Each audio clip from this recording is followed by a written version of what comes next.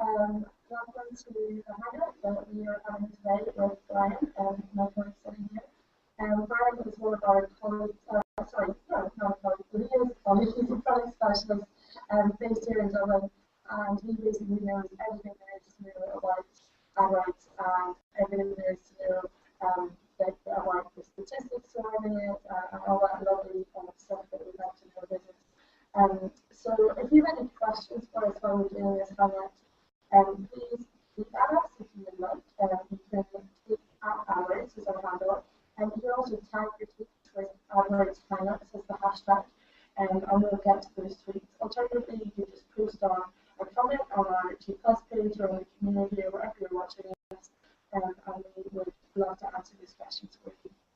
So I'm going to just run through a quick question and answer session with Brian, and we're just going to get started.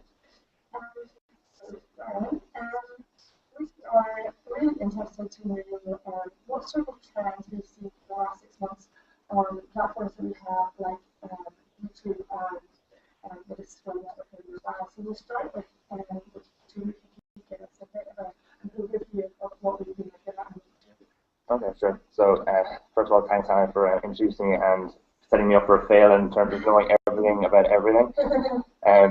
So I think, guys, what we'll actually try and do is give you a bit of context in terms of what, as Hannah said there, what the trends are happening over the last 6 months or so, to give you a bit of a feel for the industry in the UK. And then we might look into if we've time some practical applications in terms of how to use this information with your businesses, or if you're an agency, how to use this with your clients going forward. Brian, can I just talk some people are having a bit of a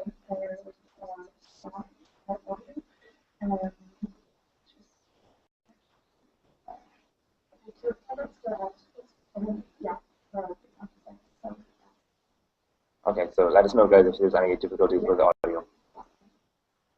So in terms of, I think the first question you asked was trends on first platform, which is YouTube. So just to give you all a quick context in terms of what we're actually seeing in terms of usage and how it's being used in the UK. So currently, what we're seeing is roughly about 72 hours of video is being uploaded to YouTube every minute. So in terms of, that's a staggering amount of content in terms of, if you treated YouTube as a standard TV channel, it would probably be in the top 10 of all channels globally. You're talking about that level of content. Next, in terms of, if you want to just drill this down to very UK-specific examples, with approximately around 25 million unique users accessing YouTube every month. So again, a very large portion of the population you're looking at, I think, somewhere in the region of about 50-odd% portion of the population. Then, obviously, we can drill this further down into kind of time spent. So we have about 3 billion views a month on YouTube, and that works out to, per user, about 1 hour and 40 minutes spent on YouTube per month. That hour and 40 minutes, I think, putting the context may appear small, but when you think of how people typically tend to view YouTube as a platform for just watching 5 or 10-minute videos, this, stacks up to quite a lot of time spent on average across a monthly time period. Then I think what a big question for a lot of advertisers in particular is what they want to know is my audience or my core audience or my business actively watching YouTube, and how can I relate to them? So key thing to bear in mind here is that it's a pretty even split in terms of gender. First of all, in the UK, it's about 53% male, 47% female. And I think the biggest question we get is, or the biggest misconception is that YouTube is a young person's platform, which is, a completely, as I said, a myth I hope we can debunk here. 40% of our users are actually over the age of 45. So, it's a very healthy mix of, silver surfers, and some, if you want to use that term, or more mature audiences, as well as, younger and, middle professional, 20s to 35-year-olds as well. But the key thing there is that 40% of people are actually over 45. I think it would be remiss of me to leave out an important stat here is that everyone knows that YouTube is the #1 video site globally. What many people don't know is that the second biggest video site in the world is mobile YouTube. And what we're seeing is probably in excess of over 5 million impressions per day on the mobile YouTube video platform. And that's not including our app. So that's just on the website. So that's an incredible amount of usage that we're seeing on a daily basis on YouTube. And this, again, highlights the importance and the growing nature of the mobile platform, I think, which we'll probably talk about in a little while as well. Yeah. And just from getting back to the business perspective and how important it is as perhaps an advertising platform or a way of reaching your audiences, just an important stat to be aware of as well is that for any of you who may have run TV advertising or even running print and media or something more traditional, key thing that YouTube it has a leverage over in the media industry is the fact that it reaches light TV users and reaches users that are not otherwise reached by other media. So typically, from the campaigns that we've run, we've seen from results that 25% of people who are exposed to an ad on YouTube have not actually seen that ad on TV before. So they're light TV users. Oh, that's really interesting. Cool. Well, I actually do that. So I was saying that I was with you today, so feel free to join while you talk. Brian, I'm interested to know as well, that was all very specific to YouTube. Did you have that sort of information on the Display Network as well, and sort of trends that we're seeing on the Display Network? Sure. So I think the key distinction, obviously, that we always make for the Display Network is that roughly about 95% of the time spent on the internet is actually spent viewing content, engaging in articles, reading content, etc. And Google is probably the only company worldwide whose sole mission is to get you off our website as fast as possible. So when people are not on our site, they're engaging in content.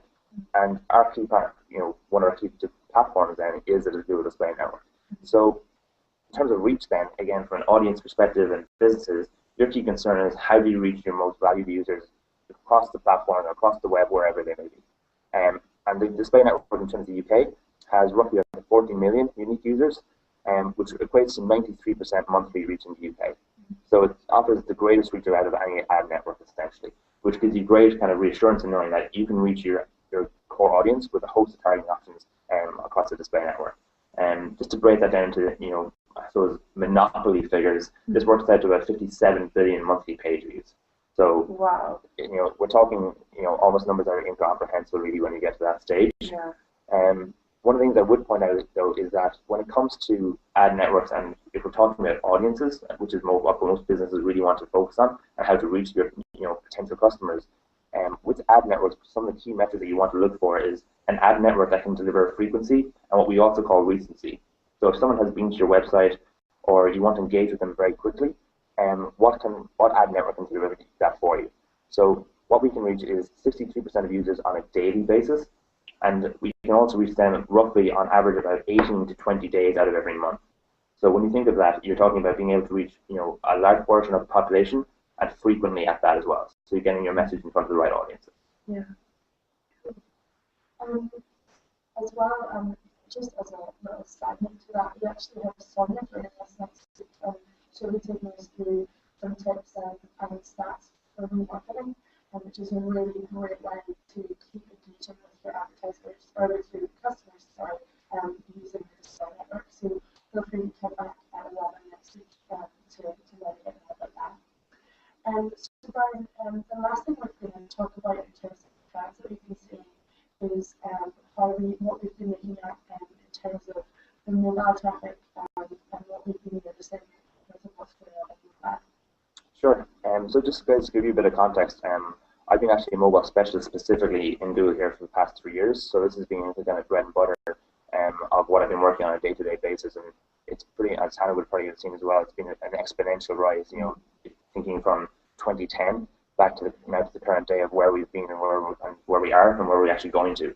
And I think if we're looking at current trends, I think we've flogged this to death almost in terms of saying this is the year of mobile, this is the year of mobile. I mean, the year of mobile was a year or two ago. I mean, we're very much in the present stage now. We're still talking about exponential growth. We're still, search queries on mobile are still in the 170 to 190% year-on-year growth rate stage. It varies particularly by verticals, but we're still very much in that instance of kind of growth. I think the biggest area that we're looking at, obviously, is the proliferation of smartphone devices. Roughly, that was about 52% in June of last year. By Christmas time, that was almost up to 60%.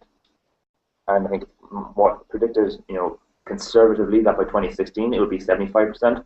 I think that is far too conservative. I think we're going to hit that marker a lot sooner than in 3 years' time. We already have more mobile phones and smartphones being shipped globally annually than PCs or desktops. So, and the key thing there is to bear in mind, and again for audiences, this is one of the key points we've been making for the last year or so, is that if you're thinking of who your customers are today and who your customers will be tomorrow, the key thing to bear in mind is that the customer of tomorrow, for many of the people going forward, their primary, if not only means of accessing the internet, would be first of all their smartphone. For, if it's a choice between a PC, a desktop, or laptop, their primary means of accessing the internet would be their smartphone going forward.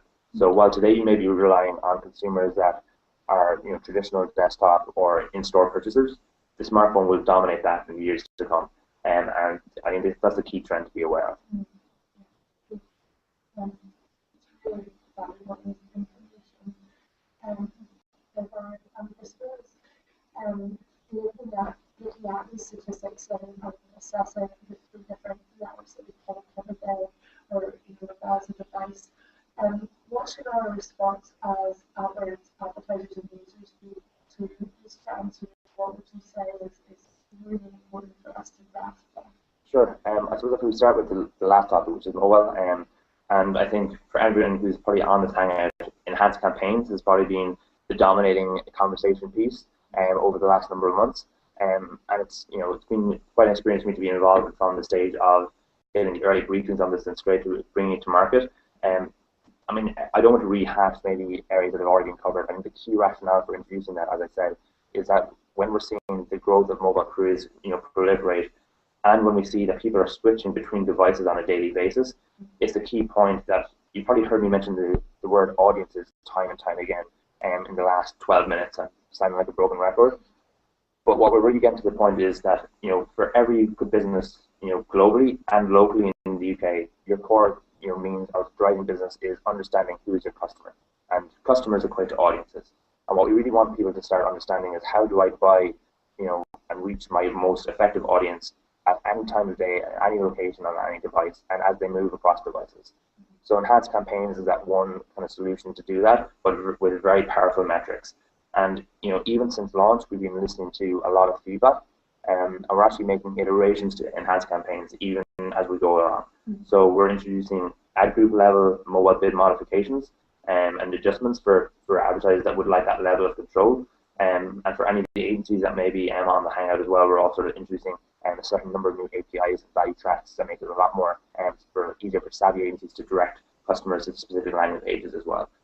So the key message would be, leverage, as I said, your customers of today and your customers of tomorrow will be slightly different. They're going to be moving between devices seamlessly and across a 24-hour period. Be prepared to take advantage of enhanced campaigns first of all.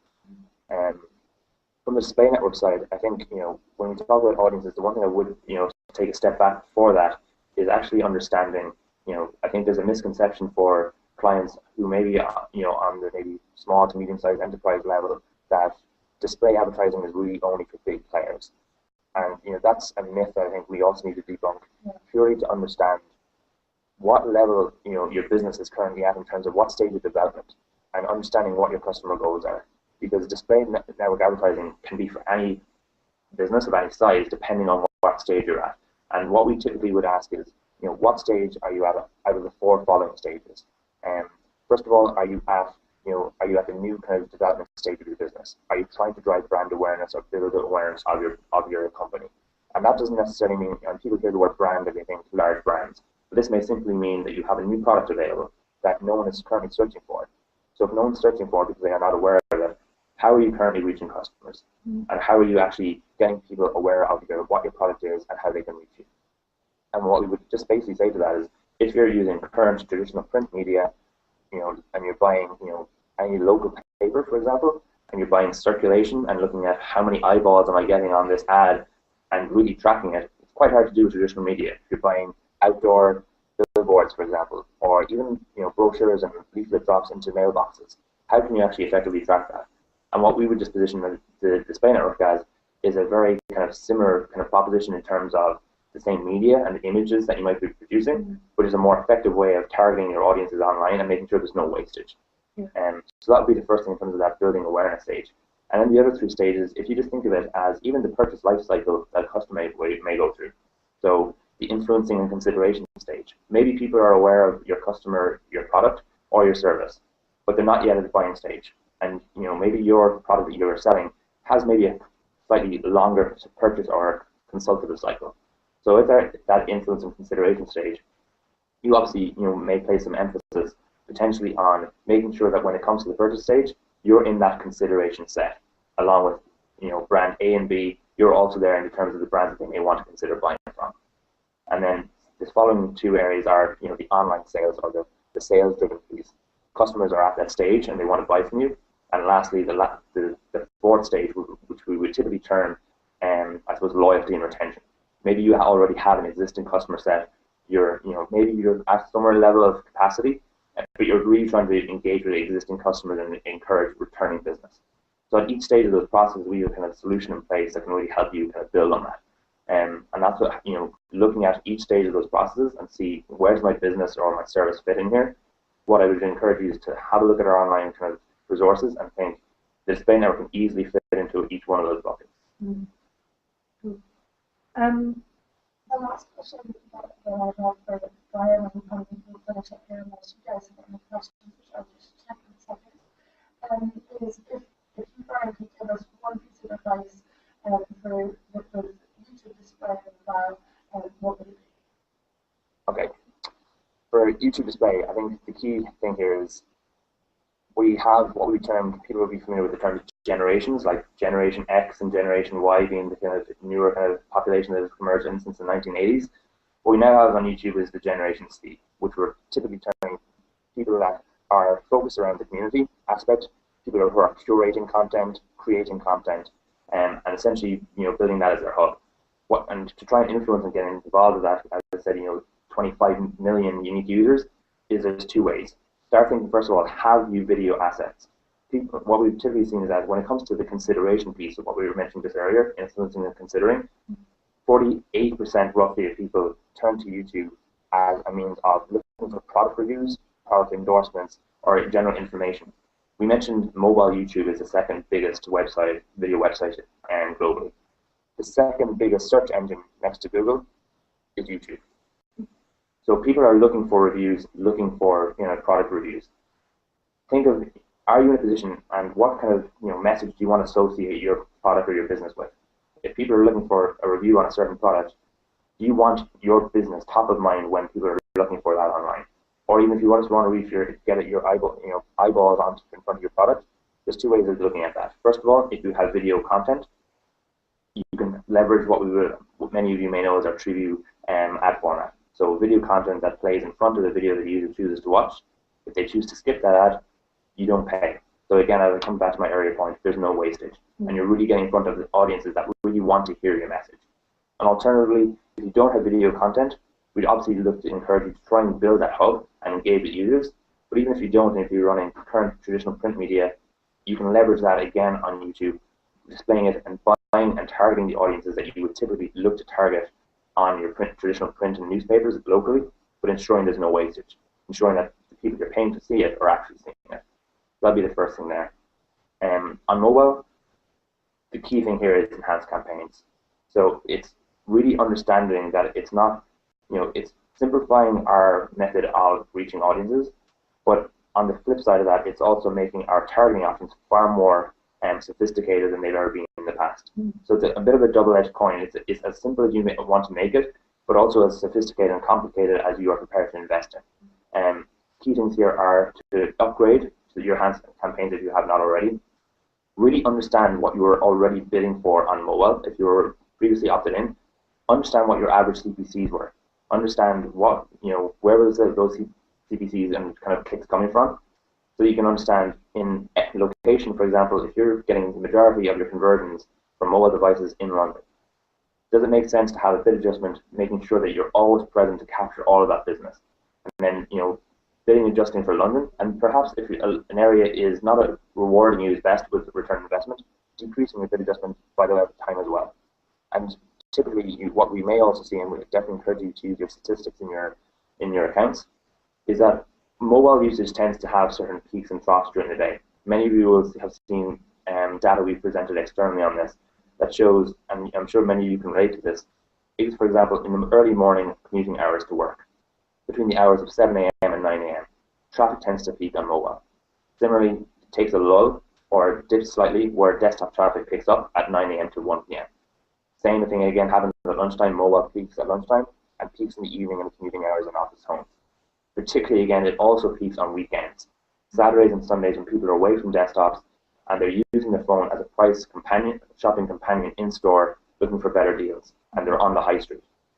So look to leverage all this information and think at certain times of day, on certain days of the week, and in certain locations, am I gaining more benefit from users in return on investment, and leverage that to help you make more effective bidding strategies and hopefully driving more conversions for your business.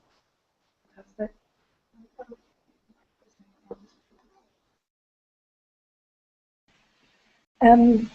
Thanks so much to Brian for joining us today. It's been really helpful to have all that information. I'm sure you'll agree. I can't see any questions on Twitter or the community or the G+ page. If you're watching this Hangout back as a recording and you have any of those questions for myself or Brian and specifically, feel free to contact us on any of those channels. As I said, you can get us at AdWords on Twitter with the hashtag AskAdWords or AdWords Hangout, and we'd be happy to answer your questions there. It's been really great to have Brian with us, so thanks again, Brian, for joining us. It's been a great day, and if you have any questions about anything, feel free to contact us. As I said, next week, Sonia will be hanging out with us to talk about remarketing and the display network a bit more. So if you'd like to learn more about that, feel free to tune in at 11 a.m. next Tuesday. Okay, thanks guys, bye.